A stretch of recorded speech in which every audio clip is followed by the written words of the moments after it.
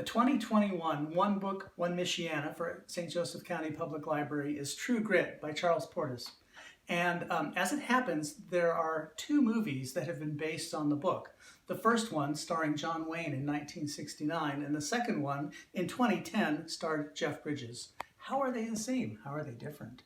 John Wayne versus Jeff Bridges. Wayne's Rooster Cogburn is Hollywood rough, clean, a typical charming 1969 unenlightened cowboy with a strong sense of duty. Well, Rooster, will you give us the road? I have business elsewhere. Farrell, you and your brother stand clear. I got no interest in you today. Stand clear and you won't get hurt. What's your intention? Do you think 1 on 4's a dog fall? I mean to kill you in 1 minute, Ned. Or see you hanged in Fort Smith at Judge Parker's convenience. Which'll it be? Bridges Cogburn is a filthy, unwashed, grumpy, demon-haunted drunk with an outlaw past and a strong sense of duty. What is your intention, Rooster? You think 1 on 4's a dog fall? I mean to kill you in 1 minute, Ned. Or see you hanged in Fort Smith at Judge Parker's convenience. Which will you have? I call that bold talk for a one-eyed fat man. Fill your hand, you son of a Both, of course, have true grit, but the 2010 Cogburn is closer to the book Cogburn in character. Interestingly, both portray Cogburn older than he was in the book, in his 60s rather than in his 40s. Perhaps being in your 40s, back when this takes place in the late 19th century, would have been very much advanced old age. Whereas now, we're just getting started, right? In 1969, they cast 20-year-old Kim Darby to portray 14-year-old Maddie Ross. In 2010, they cast 13-year-old Haley Stenfeld, and she's cute in 1969, but she's harder edge in 2010, entirely maniacally focused on personally killing the man who killed her father.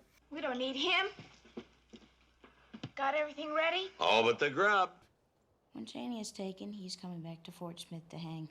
I'm not having him go to Texas to hang for shooting some senator. It is not important where he hangs, is it? It is to me. Is it to you? It means a great deal of money to me. It's been many months' work. Oh, I'm sorry that you were paid piecework and not on wages, and that you have been eluded the winter long by a half-wit. So, of course, she has absolute true grit. This is kind of the point, I guess, I would think. The irony is that she's looking for a lawman with true grit, but she has the truest grit of all. In 1969, the lawman LaBeouf loses his life to the outlaw Cheney when he hits him over the head with a rock. In 2010, he's just knocked out. That 1969 LaBeouf sure can sing pretty, and as it happens, he was portrayed on screen by country western singer Glen Campbell. He sings the theme song, too, True Grit, which I will not attempt to sing for you. And that is not one of Campbell's greatest hits, I have to say. But he is perfect for the role. Matt Damon, who plays the honors in 2010, but with the advantage of not having to sing the theme song. And, of course, he's also perfect for the movie.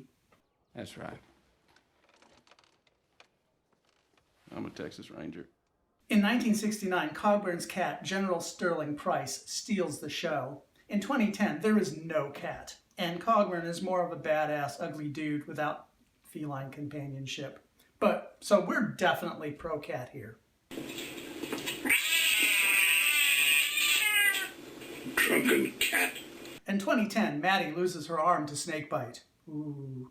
But in 1969, she merely has her arm in a sling. 1969, filmed in the Colorado Rockies. 2010, filmed in Texas, which is just a state away from the actual book location of the Oklahoma Territory. Not yet a state, Oklahoma was known as Indian country and considered a lawless, barren land, which is why the U.S. government made the Native Americans go live there. Later, when prospectors found oil in Oklahoma, bad things happened to the Native Americans there. The book, The Killers of the Flower Moon, covers that.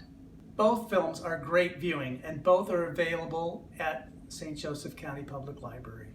So display some true grit of your own and watch one of these movies. One day little girl. The sadness will leave